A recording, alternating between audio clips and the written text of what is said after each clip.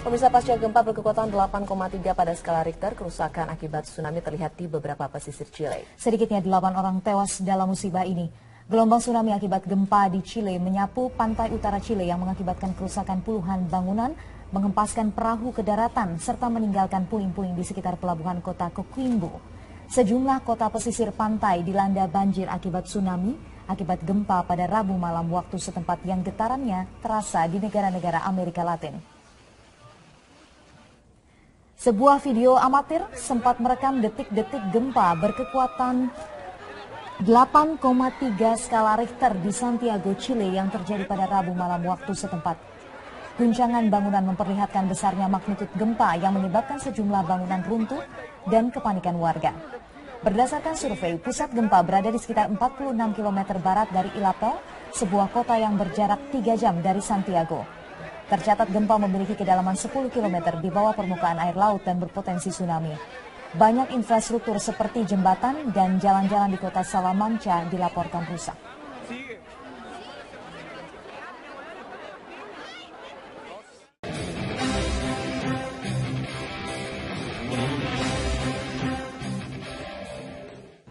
Pemirsa, Rabu 16 September lalu, pengusaha muda sekaligus Wakil Ketua Dewan Pembina Partai Gerindra Sandiaga Uno menyatakan kesiapannya untuk maju dalam pemilihan Gubernur DKI Jakarta 2017.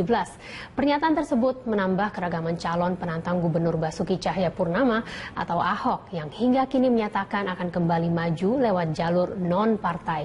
Untuk mengulas siapa saja calon penantang yang seimbang untuk Ahok dalam pemilihan Gubernur DKI 2017, kita akan membahas bersama pengamat politik Gun-Gun Herianto yang berada di Hotel Sahid Jakarta. Anda juga dapat melakukan dialog interaktif selama acara ini berlangsung melalui nomor telepon 021529 003308 atau di 021529 00311. Selamat pagi Mas Gun-Gun. Selamat pagi Mbak Lisa. Ya Mas Gun-Gun, akhirnya Bapak Sandiaga Uno akhirnya menyatakan bahwa ia siap untuk menjadi calon gubernur pemilihan Gubernur DKI Jakarta. Menurut Anda sendiri, apakah ini merupakan pernyataan pribadinya atau justru selaku mewakili Wakil Ketua Dewan Pembina Partai Gerindra? Saya kira gini, satu pernyataan politis itu selalu pasti punya konteks, ya kan? Jadi pernyataan kesiapan seorang Sandiaga Uno itu saya membacanya mungkin ini awal dari keseriusan juga dari partai politik untuk mengusung. Karena bagaimanapun kan pola hubungan Sandiaga Uno dengan partai itu saya kira tidak ada masalah. Dan proses seperti ini kan proses yang sangat biasa sebetulnya dalam konteks sebelum deklarasi mungkin secara resmi partai memberi endorsement dan itu pasti juga butuh momentum. Jadi ada dua konteks menurut saya. Pertama adalah konteks pernyataan kesiapan itu akan menjadi sebuah pesan untuk partai. Dan yang kedua nanti tentu terkait dengan stimulasi atau rangsangan untuk kekuatan lain. Karena kalau kita bicara individu seperti misalnya Sandiaga Uno ya, jelang pencalonan itu pastikan juga menjadi pesan juga untuk partai-partai yang ada di DKI yang kemudian itu maksud saya berpengaruh pada skema koalisi nanti. Ya. Dan ini pesan politik yang bisa ditangkap baik oleh Gerindra di internal maupun untuk eksternal tentu pola hubungan dengan partai-partai lain. Ya. Baik. Dari opini Mas Gun-Gun sendiri, seberapa jauh sosok Sandiaga Uno yang cukup populer ini akan mengancam popularitas Ahok nantinya sebagai calon gubernur DKI tahun 2017 nanti, mengingat Ahok masih akan melewati jalur independen, sedangkan untuk Sandiaga Uno akan didukung oleh Partai Gerindra. Jadi kalau saya melihat memang ada tiga persiapan ya yang harus dilakukan oleh seorang Sandiaga Uno. Pertama, itu memastikan bahwa dia mengantongi dukungan resmi dari partai.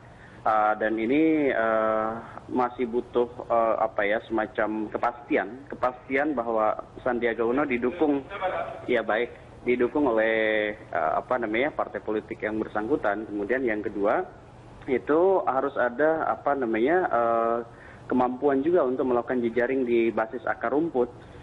Karena kalau mungkin sekarang orang sudah tahu ya Sandiaga Uno sebagai pengusaha, sebagai entrepreneur, tetapi kemudian rekam jejak dalam konteks politik praktis ini masih juga harus diperkuat. Artinya ini ada waktu yang cukup memadai sampai 2017 gimana seorang Sandiaga Uno itu bermetamorfosis dari pengusaha menjadi politisi, dan jejaring di DKI itu menurut saya harus konsolidatif sehingga kemudian dia punya daya tawar di basis konstituen. Nah, kemudian yang ketiga tentu adalah jejaring formal dengan kekuatan partai politik lain ya, karena bagaimanapun saya pikir koalisi akan dibangun oleh Gerindra kalaupun tetap memajukan Sandiaga Uno. Nah, kalau bicara kans, memang untuk modal dasar ya, modal dasar politik, saya berpikir bahwa Sandiaga Uno memang akan start mungkin jauh lebih mudah dibanding Pak Ahok ya. Karena Pak Ahok kan kalau dari independen dia harus berjibaku terlebih dahulu dengan syarat administratif seperti KTP, dukungan dari warga, dan itu juga tidak mudah saya pikir, butuh semacam kerja keras ya. Meskipun tentu Pak Ahok sendiri punya modal politik, dalam konteks ini adalah public trust ya, public trust yang masih relatif tinggi ya, dan warga DKI yang terutama kelas menengah terdidik yang ingin perubahan melihat transparansi ya dan clean government yang mencoba dibangun Ahok itu cukup menarik. Meskipun dalam beberapa hal misalnya juga punya titik lemah seperti misalnya gaya komunikasi politik yang kerap kali verbal agresif ya. Ada dua kecenderungan sifat agresi. Pertama kesukaan berdebat, dan yang kedua adalah biasanya menyerang ide, nalar, gagasan, termasuk juga kadang-kadang kehormatan orang lain. Nah, itu juga mungkin bisa menjadi kelemahan politik ya. Ya, Mas Gun-Gun, tapi meskipun Anda tadi telah mengatakan bahwa Ahok memiliki banyak pendukung, tapi di sisi lain Ahok pun memiliki banyak sekali oposisi ya, begitu. Menurut Anda sendiri, apalagi saat ini Ahok banyak sekali pernyataan-pernyataan yang kontroversial seperti usulan pembubaran IPDN dan juga larangan penjualan hewan kurban di trotoar. Apakah ini adalah momen yang tepat bagi lawan-lawan politik yang untuk mengusung calon gubernur 2017? Iya, ada plus minus, dan kalau kita bicara sisi lemah untuk kemudian melakukan attacking campaign gitu dengan menyerang Ahok ya, salah satunya adalah mengonsolidasikan mereka yang seringkali mungkin dibuat sakit hati oleh Ahok ya. Nah, tetapi saya melihat sih sebenarnya sumber daya politik Ahok dalam konteks public trust di DKI, terutama di masyarakat menengah terdidik, dan mungkin juga orang-orang yang menginginkan adanya satu proses perubahan jauh lebih cepat ya ada di Ahok. Tetapi kemudian juga bukan berarti Ahok tidak punya banyak kelemahan ya. Proses pembangunan dan proses kebijakan yang dia ambil sampai hari ini kan juga banyak mengecewakan juga banyak pihak ya, terutama misalnya dalam konteks pola hubungan politik ya. Maksud saya pola hubungan yang lebih didasari pola komunikasi politiknya. Nah, figur-figur seperti Sandiaga Uno ataupun figur lain yang akan maju, misalnya siapapun dia, minimum pertama harus punya prasyarat minimum elektoral ya, dalam konteks pertarungan elektoral, misalnya seperti tingkat keterpilihan, kemudian tingkat penerimaan, tingkat popularitas, dan tingkat kesukaan atau likabilitas. Jadi 4 modal itu harus kemudian dikantongi oleh kandidat ini, dan yang paling modal dasar yang juga harus ada di kandidat lawan Ahok adalah dia yang punya track record bersih gitu ya. Dan itu bisa menjadi semacam penyeimbang dari brand politik Ahok yang sekarang itu dibaca oleh publik mencoba untuk membangun semacam good governance dan transparansi dalam konteks penyelenggaraan pemerintahan. Selain itu, figur-figur muda itu juga menurut saya akan menjadi posisi yang menarik dalam konteks head to head dengan Pak Ahok. Karena kalau misalnya Pak Ahok sekarang kan representasi politisi muda ya, dan kalau lawannya muda tentu itu juga menjadi entry yang seimbang begitu ya. Ya, entry yang menarik ya bagi pertarungan begitu ya. Betul sekali Mas Gun-Gun. Seperti kita tahu bahwa banyak sekali nama-nama yang muda seperti Ridwan Kamil, Tantowi Yahya, Diaksa Daud, dan terakhir ini Sandiaga Uno. Memang saat ini apakah ini ciri-ciri pimpinan idaman begitu saat ini?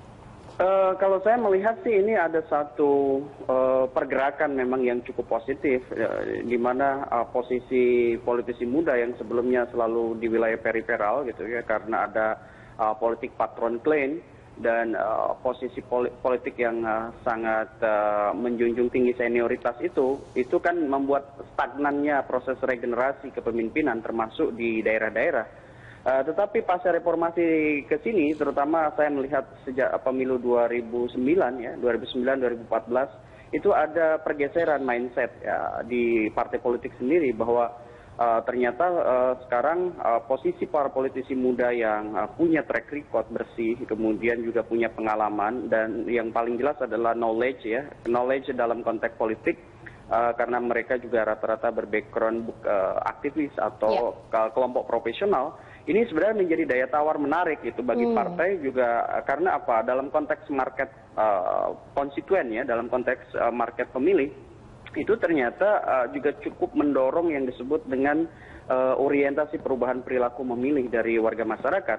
Hanya masalahnya muda aja tidak cukup. Jadi bukan hanya soal usia, tetapi juga rekam jejak yang memadai. Contohnya misalnya dia tidak instan dalam proses dalam proses kandidasinya. Contoh misalnya dia masuk dulu ke partai politik, kemudian di situ ada proses intensitas kerja-kerja politik di partai. Baru kemudian step ketiga yang disebut dalam proses distribusi dan alokasi orang ke sejumlah jabatan, termasuk menjadi kepala daerah. Begitu. Ya, saya sudah menangkap poinnya. Terima kasih Mas Gun Gun Herianto, pengamat politik telah. Sorry ya, di sini banyak gangguan soalnya. Nggak apa-apa, waktu kita juga kebetulan sudah habis pada pagi hari. Terima kasih sudah bergabung dalam dialog pagi ini. Dan pemirsa, dialog ini sekaligus menutup rangkaian jurnal pagi kali ini. Anda bisa mengirimkan informasi dan saran kepada kami lewat email di news@berita1.tv atau follow kami via Twitter, Facebook, dan YouTube. Atas nama seluruh kerabat kerja yang bertugas, saya Luisa Kusnandar undur diri. Terima kasih, selamat beraktivitas, dan sampai jumpa.